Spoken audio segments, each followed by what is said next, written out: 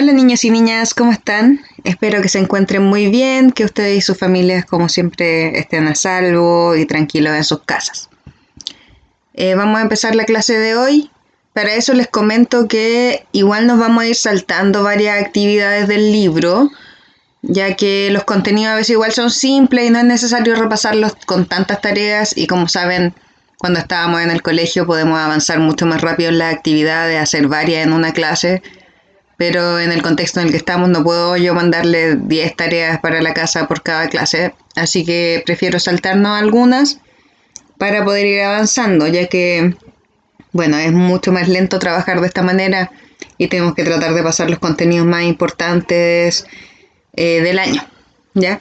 Entonces, ahora vamos a empezar con un contenido nuevo, que es sobre el género dramático, y empezamos entonces con la unidad 3 de su libro. Ahí les voy a indicar las páginas de las tareas al final de esta clase.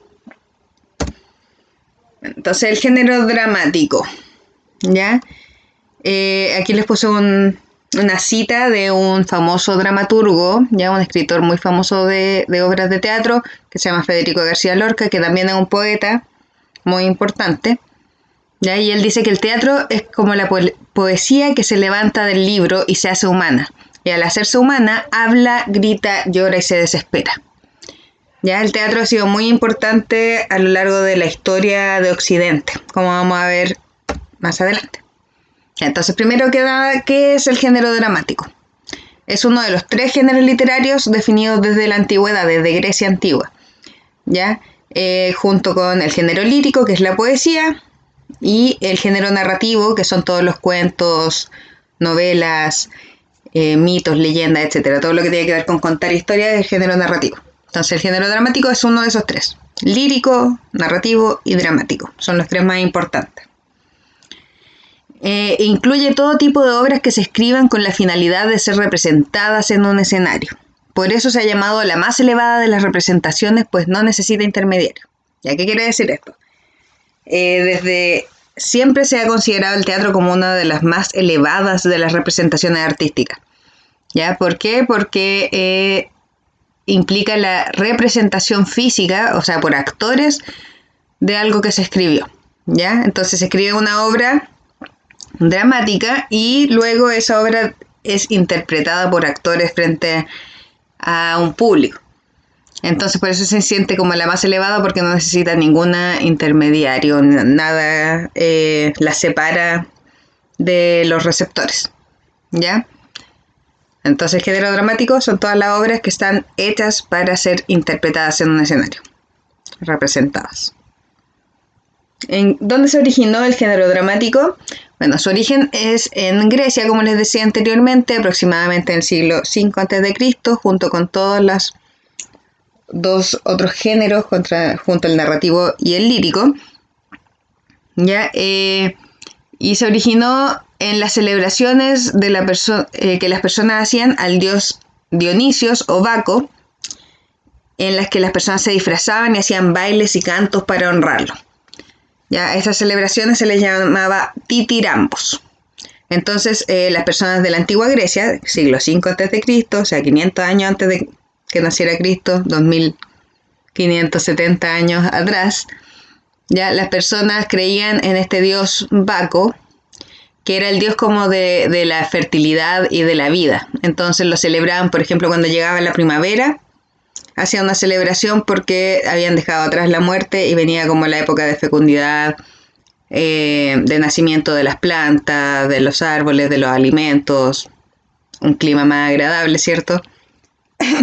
Entonces las personas se juntaban para honrarlo, hacían unas fiestas gigantes, unas celebraciones masivas de todo el pueblo, y las personas se disfrazaban y hacían como ritos o presentaciones. Y esos son como los inicios principales del teatro. Después ya lo organizaron de forma más clara, pero al principio eran como estas representaciones donde uno se disfrazaba como del dios y los demás bailaban a su alrededor. Habían como representaciones de la primavera también, de gente disfrazada con flores, con plantas, etc. Entonces ahí se empezó más o menos a gestar el teatro. Eran algo así, las fiestas, ¿ya? Había de todo, había música también, acrobacia, etc. ¿ya? Unas fiestas gigantes que duraban harto tiempo. Ya, hay 3 subgéneros principales del teatro, del género lírico, perdón, género dramático, ¿ya? O sea, 3 tipos de teatro que se crearon en ese tiempo también, ¿ya? Como 3 temáticas, más o menos. Uno era la tragedia, segundo la comedia y luego el drama, más adelante. La tragedia fue como el primer tipo de teatro que se hizo, ¿ya? Que obviamente tenía temáticas trágicas, situaciones terribles, ¿ya? Y en ella participaban personajes ejemplares, héroes o gente de la realeza. Nunca en la tragedia se va a ver a alguien como del pueblo, ¿ya? Los protagonistas siempre son o príncipes o reyes o dioses. Los temas que trata son serios, ya tienen un trasfondo moralizante. ¿Qué quiere decir eso? Que las tragedias en general tratan de enseñar algo, ¿ya? Y en ella siempre el protagonista se enfrenta con el destino y nunca gana, ¿ya? Entonces el protagonista trata de ir en contra del destino y nunca gana. Por ejemplo, una tragedia muy clásica se llama Edipo Rey, ¿ya? En la que a un rey le dicen, mira, tu hijo, el que va a nacer ahora, va a matarte a ti y se va a casar con tu esposa. O sea, se va a casar con su madre, con su propia madre. Imagínese lo terrible. Entonces el rey, para evitar eso, cuando nace el niño lo manda a matar y alguien se lo lleva, pero le da mucha pena matar a un bebé, entonces lo deja como una familia en un pueblo lejano. Y dice, ya no va a haber problema porque nunca alguien va a encontrar a esta persona. A este niño va a crecer muy lejos. El niño se llama Edipo, por si acaso. Y lo que pasa entonces es que este niño crece sin saber que es un príncipe, ni que su papá, qué rey es, ni nada. Y por distintas circunstancias de la vida, llega a una pelea, a una guerra, donde se enfrenta a su propio padre sin saber que es su padre, y lo termina matando. Sin querer, o sea, lo mata porque estaba en medio de la pelea, pero nunca supo que era su padre. Y también gana una competencia donde el que ganaba esa competencia se casaba con la reina y se volvía rey. Por lo tanto, él termina casándose con su propia madre. ¿Ya? Eso es muy trágico y muy terrible, ¿ya? Pero tratando de evitar que pasara este destino trágico, al final lo provocaron porque él jamás hubiera matado a su padre y hubiera casado con su madre si lo hubieran criado ahí mismo. Pero como trataron de evitarlo, él sin saber quiénes eran sus familiares, hizo todo esto. ¿Ya? Entonces esa es como una historia trágica, ¿ya? Porque tratan de enfrentarse a este destino que le dieron los dioses y no pueden hacerlo y el destino siempre les gana y termina de una manera terrible porque en algún momento Edipo se entera de que la persona que mató era su padre y la persona con la que está casada es su madre y se vuelve loco, ¿ya? Entonces ese son el tipo de historias trágicas que se contaban, cosas terribles. Las comedias, en cambio, es como todo lo contrario. ¿Ya? Los temas de los que habla son situaciones cómicas, ridículas, malos entendidos. Y también trata de enseñar algo ya que nos muestra como los vicios o las cosas malas de la sociedad. Nos muestra a las personas alcohólicas, a la gente muy avara, la gente buena para el juego, por ejemplo. ¿Ya? Entonces esos son los tipos de personajes también que aparecen. Son como caricaturas, generalmente de un estrato socioeconómico bajo. ¿Por qué pasaba esto? Porque en este tiempo, bueno, y aún, ¿cierto? El arte es bastante elitista. La gente que escribe el arte, generalmente, que escribe teatro, es generalmente gente de más recursos, ¿ya? En esa época, las únicas personas que sabían escribir eran los muy altos de la nobleza. Ya la mayoría de la gente no sabía escribir. Entonces, ¿dónde dibujaban las malas conductas de la sociedad? Siempre en los estratos más bajos, la gente pobre.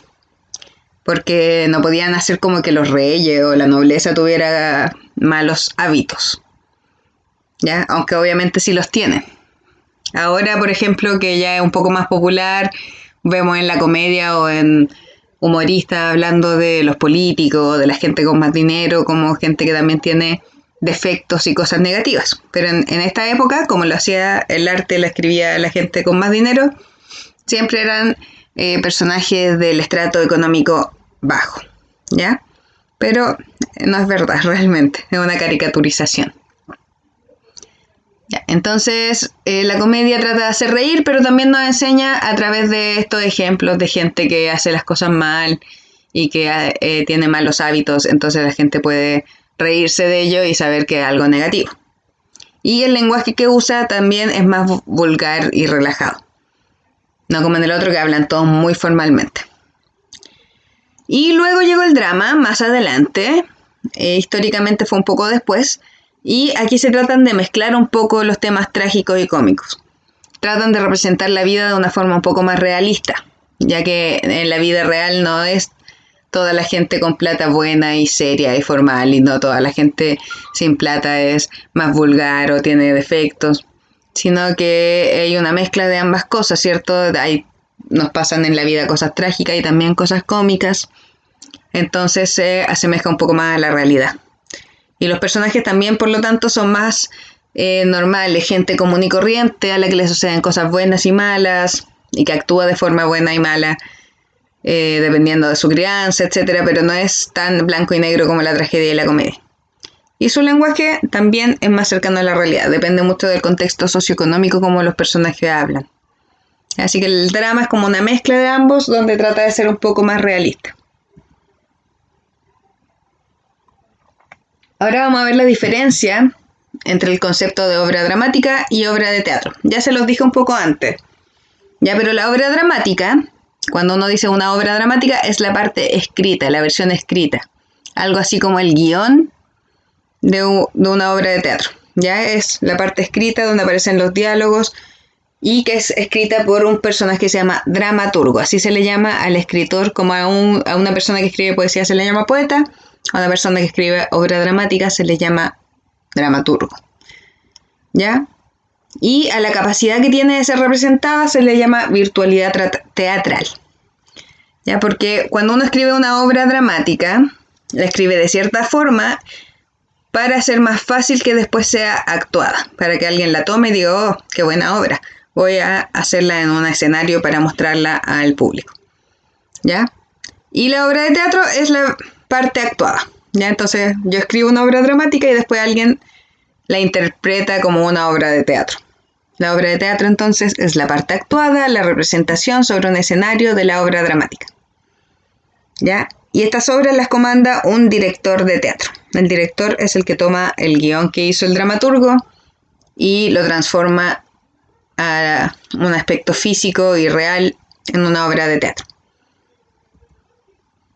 Vamos a ver los elementos principales de las obras dramáticas, porque a nosotros nos interesa más la parte escrita que la parte actuada. En este momento, sobre todo, que no podemos ni siquiera hacer una obra de teatro en el colegio, que iba a ser la idea de este año, pero más adelante quizá. Ya, entonces, cuando yo escribo una obra de teatro, lo escribo principalmente con diálogos. Ya, los diálogos son los parlamentos de cada personaje, o sea, lo que habla cada personaje, y a través de ellos se lleva a cabo la acción dramática.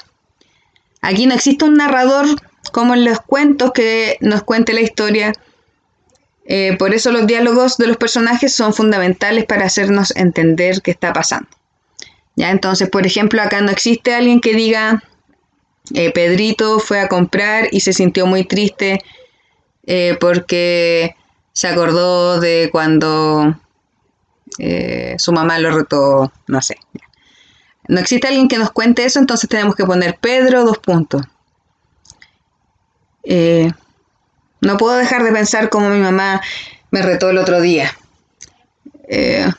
No puedo creer que me pasara de nuevo. ¿Ya? Entonces él tiene que hablar y a través de ese diálogo yo me entero de qué fue lo que pasó. Ahí me entero de que su mamá lo retó, pero nadie me lo va a contar. Entonces aquí les voy a mostrar un ejemplo. Esta es una obra de William Shakespeare, que es uno de los dramaturgos más conocidos del mundo entero. ¿Ya? Entonces ponen Brujas, que es un personaje, : en tono profético. Salve, oh Macbeth, salve, oh Glamis. Salve, oh Macbeth, salve, oh Cawdor. Salve, oh Macbeth, rey de Escocia. Macbeth se sorprende. Banquo a Macbeth. ¿Os hacen temblar tan felices y gratas predicciones? A las brujas. Predecir también mi futuro, fantásticas y extrañas criaturas. Las brujas. Salve, brujas, serán menos que Macbeth y sin embargo más grande. Bruja 2. No tanto como él, pero te aseguro que serás más feliz que él. Bruja 3. No serás rey, pero sí padre de grandes reyes. Viva Macbeth y Banco, vivan Banco y Macbeth. Y desaparecen. Y Macbeth se han esfumado, pensativo.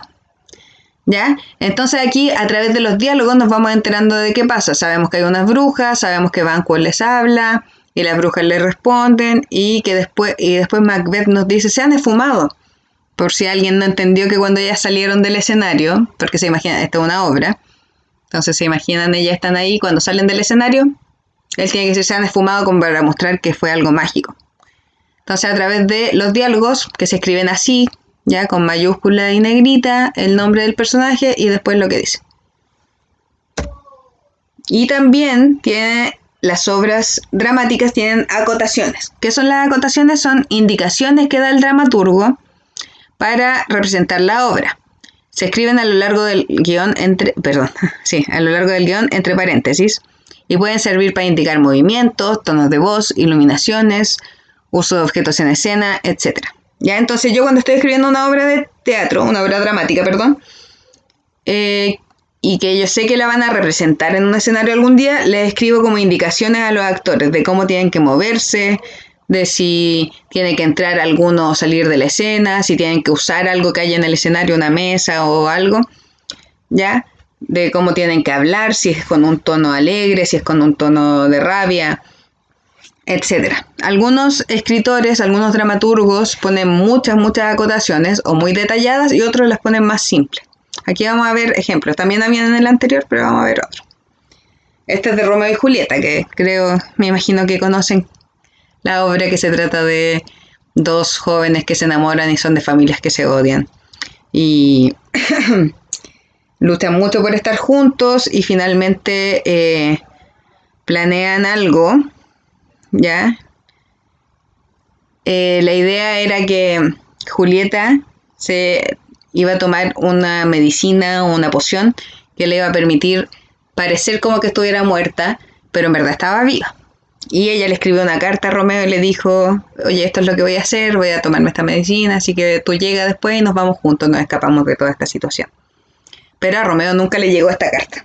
Entonces cuando él llegó, la encontró ahí y pensó que estaba muerta de verdad. Entonces, ¿qué hace él? Dice, no, si ella está muerta, mi vida no vale nada, entonces toma veneno y se mata. Y ella después despierta de este sueño y no puede creer que él esté muerto ahí, pues. Entonces lo ve y dice, no puede ser, cómo murió. Y ella finalmente toma su cuchillo y también se mata. Ya, muy trágico. Esta es una tragedia, para que vean. Ya, y aquí está el fragmento final donde ella lo encuentra y se da cuenta de que está muerto. Entonces aquí tenemos diálogos. Julieta, dos puntos. Yo aquí me quedaré, esposo mío, mas que veo, una copa tiene en las manos, con veneno ha apresurado su muerte. Cruel, no me dejó ni una gota para beber, pero besaré sus labios que quizás contienen algún resabio del veneno. Él me matará y me salvará. Le besa, ¿ya? Entonces ese le besa es una acotación, ¿ya? Para indicarle a la actriz que en ese momento tiene que besar al actor que está en el suelo. Y después sigue hablando. Aún siento el calor de sus labios. Alguacil, dentro. Entonces esta es otra acotación, ya una indicación entre paréntesis que nos indica que el alguacil 1 entró al escenario. ¿Dónde está? Guiadme. Julieta, escribe. 100 pasos. Necesario es abreviar, o sea, hacerlo más corto. Y otra acotación. Coge el puñal de Romeo. Y entonces aquí le está indicando cómo tiene que actuar la actriz. Tiene que tomar el puñal en ese momento. Dulce hierro, descansa en mi corazón mientras yo muero. Y de nuevo otra acotación que le indica que tiene que hacer en ese momento. Se hiere, ¿ya? Entonces tiene que hacer como que se hizo una herida con el cuchillo y cae sobre el cuerpo de Romeo. Entra en la ronda y el paje de París. Ya, entonces aquí indica movimientos y quién entra al escenario. Paje. Aquí es donde brillaba la luz. Algo así. Recoged del cementerio. Huellas de sangre hay. Prended todo lo que encontréis. Horrenda vista. Muerto París y Julieta, a quien hace 2 días enterramos por muerta, se está desangrando, caliente todavía. Llamad al príncipe y a los Capuleto y los Montesco, que eran las familias de ellos. Solo vemos cadáveres, pero no podemos atinar a la causa de muerte. Traen algunos a Baltasar. Ya, entonces todas estas partes que están en cursiva y entre paréntesis son acotaciones, como les decía antes, ¿ya? que indican movimientos, tonos, quién entra, quién sale, qué elementos del escenario se usan, etc. Y finalmente les voy a enseñar qué es el conflicto dramático, que es como de qué se trata una obra. Siempre tiene que haber un conflicto, algo que pase, algún problema, ya que motive toda la obra. Entonces el protagonista, sea quien sea, tiene un objetivo. Y hay una fuerza antagónica que se opone a ese objetivo, ¿ya? Antagónico es el que está en contra del protagonista. Puede ser una persona, un enemigo, o puede ser algún evento que suceda que también le impida lograr su objetivo, ¿ya? Entonces, en el caso de Romeo y Julieta, por ejemplo, que son los dos protagonistas, su objetivo es estar juntos y poder estar enamorados y vivir su amor. Y las fuerzas antagónicas serían sus familiares, ¿ya? La familia que está en contra de esa relación. Entonces ahí se desata un conflicto, ahí hay un problema, ¿ya?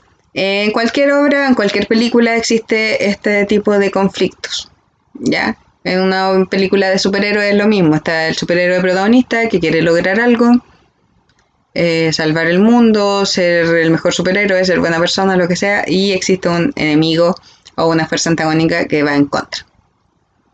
¿Ya? Entonces eso sería por la clase de hoy, espero que les quedara más o menos claro por lo menos, y la tarea que les dejo es leer la obra, es un fragmento de una obra en verdad, La niña que riega la albahaca y el príncipe preguntón, que aparece en la página 136 a la 139. Luego contestar las preguntas de la página 140, es solamente una página de preguntas, ¿ya? Así que es cortita la tarea de esta semana. En el caso de la pregunta 6, ya que decía que se hiciera en parejas, creo. Sí, en parejas. No, en tríos, perdón. Bueno, la pueden hacer ustedes solos, no es necesario que estén en tríos.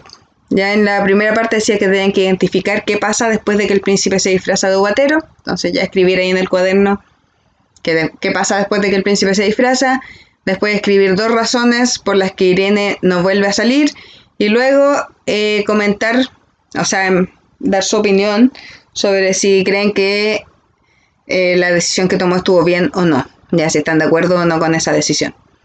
Y eso también me lo escriben en el cuaderno, ya, así que no importa que diga tríos, lo pueden hacer perfectamente ustedes solitos. Y eso, espero que estén muy bien, chiquillos, cuídense mucho, no salgan de sus casas, recuerden que está bastante difícil ahora, así que eso, espero que estén muy bien y que nos podamos volver a ver pronto. Un abrazo grande, tíos.